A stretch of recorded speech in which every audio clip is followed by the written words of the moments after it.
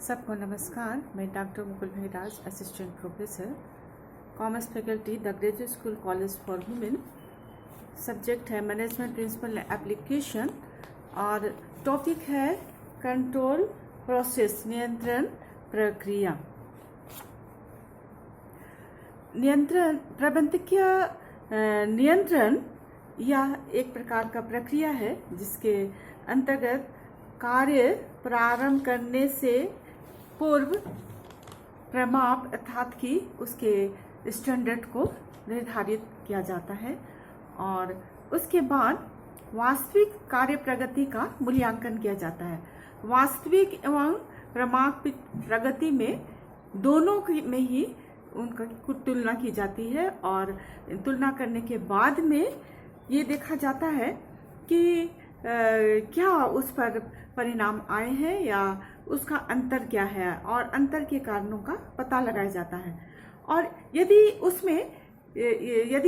जो परिणाम है वह अच्छे हैं, योजना के अनुकूल जो प्राप्त हो रहे हैं, तो वैसे स्थिति में कोई भी सोचनीय व कोई भी कार्यकारी कदम उठाए नहीं जा सकते हैं। किंतु यदि उसका अंतर होता है तो अंतर के कारणों का पता लगाया जाता है और यदि इसमें किसी प्रकार की कमियां होती हैं या कोई भी ऐसे काम है जिसमें कि त्रुटि महसूस हो रही है तो उसमें एक तरह का सुधारात्मक कार्यवाही की जाती है।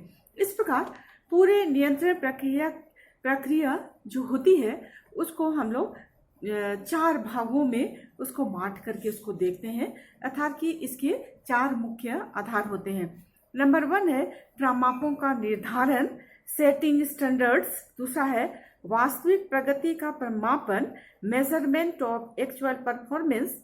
थर्ड है वास्तविक प्रगति की प्रमापों से तुलना, comparison of actual performance with standard. और चौथा है सुधारात्मक कार्यवाही करना, टेकिंग करेक्टिव एक्शन। नंबर 1 ये हम देखेंगे जो कि यह नियंत्रण प्रबंधकीय नियंत्रण की जो प्रक्रिया है उसमें नंबर 1 जो था वह है प्रमापों का निर्धारण, सेटिंग स्टैंडर्ड्स। नियंत्रण प्रक्रिया का यह सबसे पहला यह कदम होता है और इस तरह से इस पहले कदम में हम प्रमापों का निर्धारण को रखते हैं। और वास्तव में ये देखा जाता है कि प्रमापों का निर्धारण प्रबंध के नियोजन कार्य के अंतर्गत ही किया जाता है, लेकिन यह नियंत्रण प्रक्रिया का भी एक महत्वपूर्ण अंग है।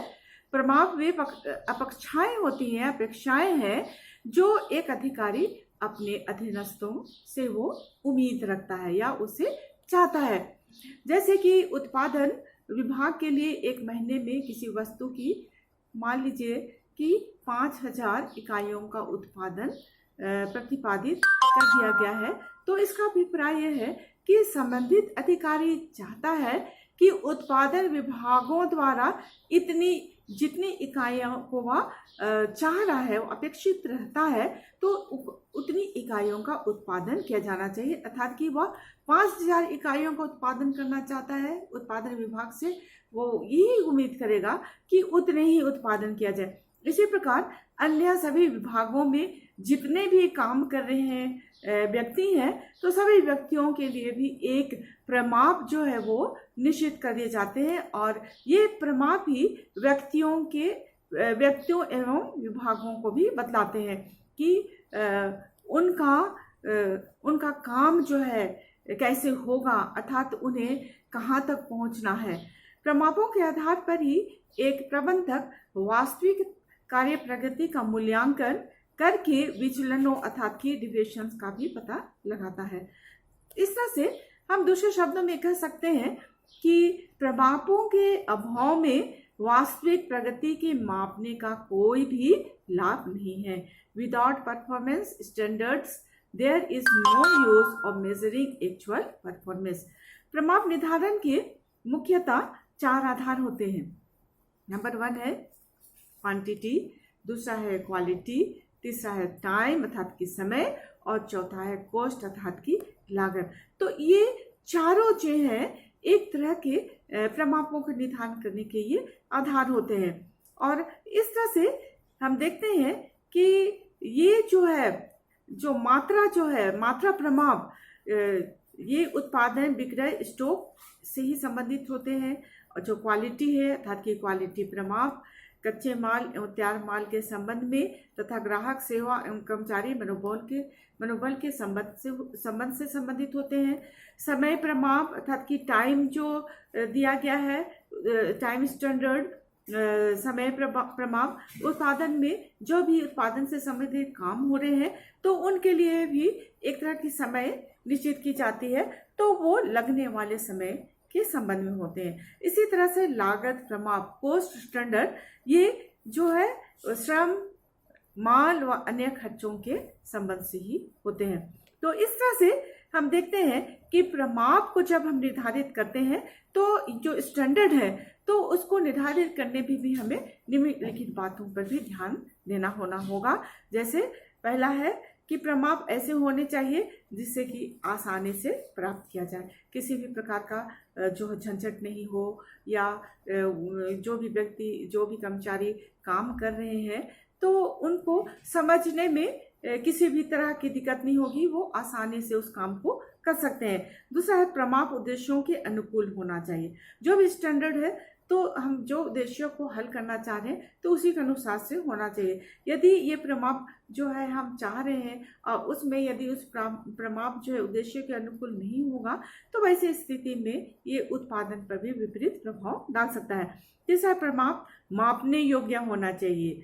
चौथा है प्रमाप लोचपूर्ण होने चाहिए ताकि उसमें बदलती परिस्थितियों के अनुसार से प्राप्त परिवर्तन किया जा सके। जो भी हम प्रमाप को निश्चित करते हैं, चाहे वो क्वांटिटी हो, क्वालिटी हो, टाइम हो या कॉस्ट हो, तो उसको जो है परिवर्तनशील होना चाहिए। अर्थात कि जो भी वर्तमान समय में जो परिस्थितियां आ रही हैं तो उन परिस्थितियों को ध्यान में रखते हुए ही जो है उस प्रमाप को होना चाहिए। अर्थात कि आसानी से भी प्रमाप को बदल सकते हैं, परिवर्तन किया जा सकता है। पांचवा है प्रमाप जो है सरल एवं स्पष्ट होना चाहिए, बिल्कुल सरल एवं स्पष्ट होना है। जब चूंकि कर्मचारी ही इस उत्पादन के काम को करते हैं और यदि उनमें सरलता नहीं होगी, उनके समझ से परे होगा, तो वैसी स्थिति में उनको एक तरह से काम करने में जो है सहूलियत नहीं होगी। इसलिए उनके लिए जो है इस तरह से उसको होना चाहिए जिससे कि वे आसानी से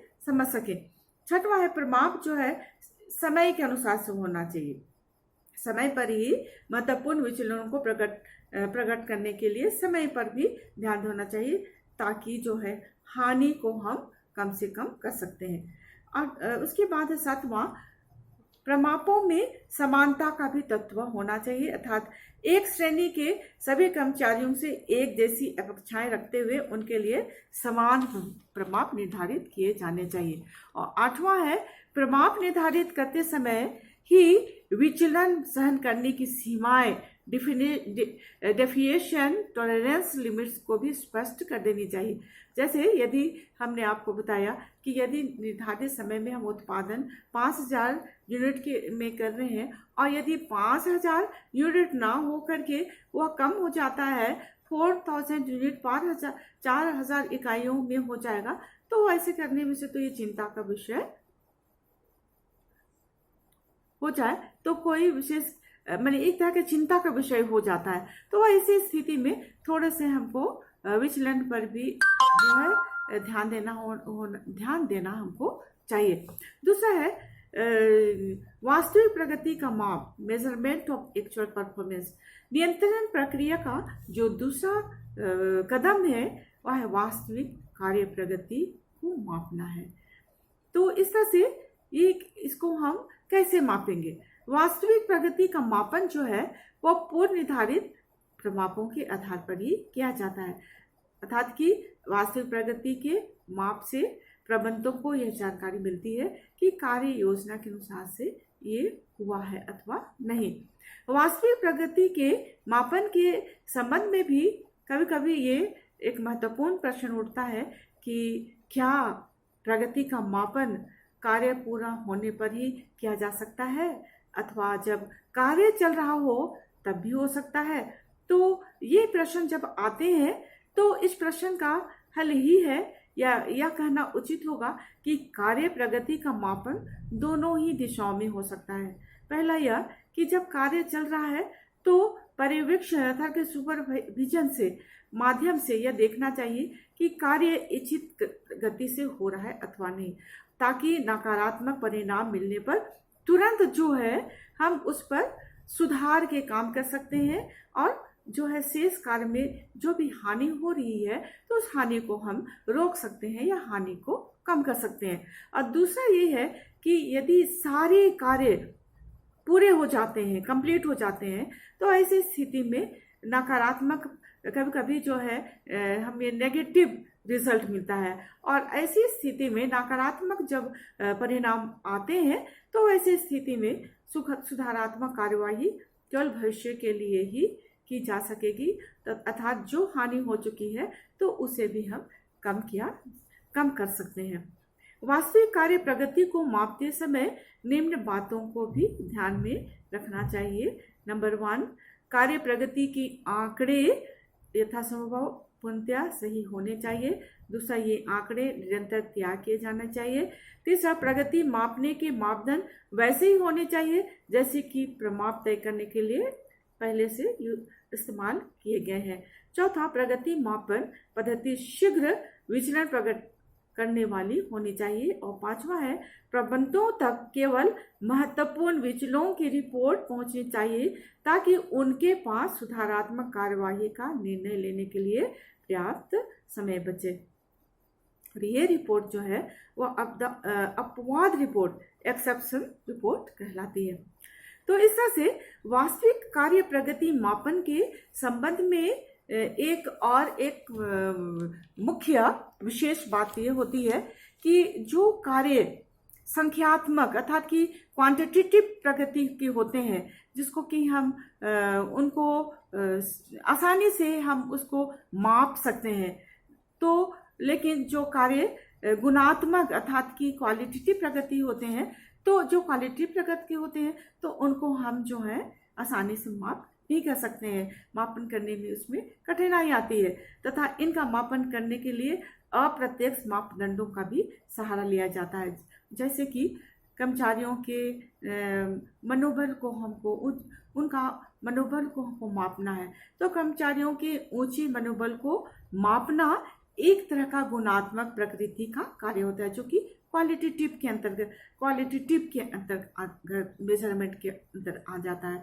तो इसे सीधे तरीके से नहीं मापा जा सकता है। इसके मापने के लिए श्रम परिवर्तन दर, लेबर टर्नओवर रेट और अनुपस्थिति दर, एब्सेंटिज्म रेट, झगड़ों की दर, डिस्प्यूट रेट आदि को देखा जाता है। ये सभी जो है ये मनोबल को अर्थात कि मनोबल को तो हम काउंट नहीं कर सकते हैं, सिर्फ इसको जो है महसूस करके कर सकते हैं। तो इनको मापने करने का भी ये जो है एक तरह का जरिया होता है जिसके द्वारा जो है हम उनके मनोबल को माप सकते हैं। और ये तीनों दरें जो है ऊंची है तो कहा जाएगा कि संस्था में कर्मचारियों का बल ऊंचा नहीं है, क्योंकि लेबर टर्नओवर, एब्सेंटिज्म रेट, झगड़ा, डिस्ट्रीब्यूट रेट, तो ये उत्पादन में इसका प्रभाव जो है विपरीत प्रभाव पड़ता है। तो ये सभी रेट को जो है कम होना चाहिए। यदि ये तीनों चीजें जो हैं, श्रम परिवर्तन दर या उनकी अनुपस्थिति दर या झगड़ों की दर यदि अधिक हो जाएगी तो हम कह सकते हैं कि कर्मचारियों का मनोबल जो है ऊंचा नहीं है। लेकिन यदि ये तीनों चीजें का रेट जो है दर कम हो जाती है तो हम समझ जाएंगे कि संस्था के जो भी कर्मचारी हैं उनका मनोबल जो है वह ऊंचा है। तो नेक्स्ट क्लासेस में हम 2 पॉइंट को देखेंगे।